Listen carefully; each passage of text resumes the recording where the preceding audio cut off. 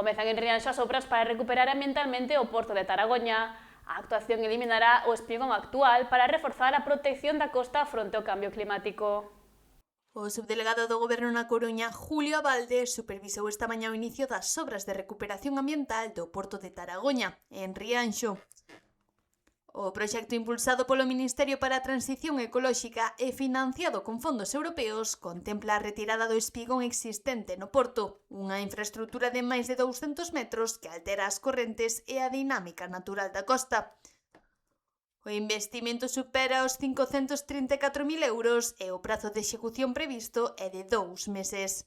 Estas obras están incluídas dentro do plan de regeneración do litoral do Ministerio de Transición Ecolóxica.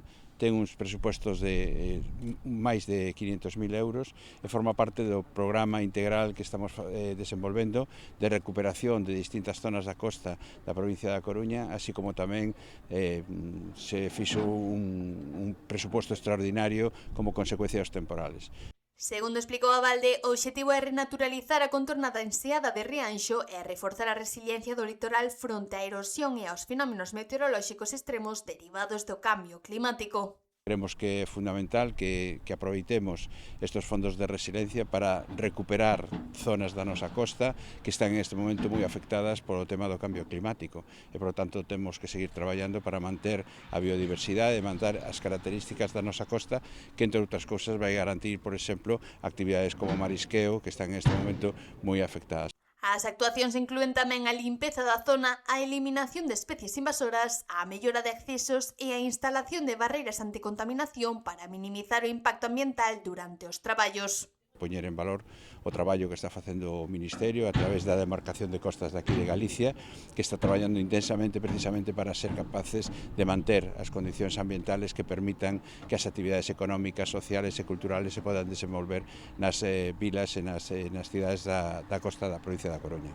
O Executivo destaca que estas actuacións buscan combinar protección ambiental e seguridade costeira, nun contexto marcado polos efectos do cambio climático sobre o litoral galego. Bueno, pois pouquinho a pouco vamos vendo esas melloras tan demandadas polo Consello, pola Cofradía, polo conxunto da veciñanza e que seguro que van ir redundando, como dixo, nun beneficio para todos, pero neste caso, ademais, para o ámbito do marisqueo, que, como todos sabemos, van sufrindo uns meses moi malos e todo canto se poña encima da mesa para tratar de reverter esta situación, pois benvido sea. Esta intervención forma parte do Plan Estatal de Protección e Recuperación do Litoral coruñés, ao que o Goberno destina máis de 10,7 millóns de euros.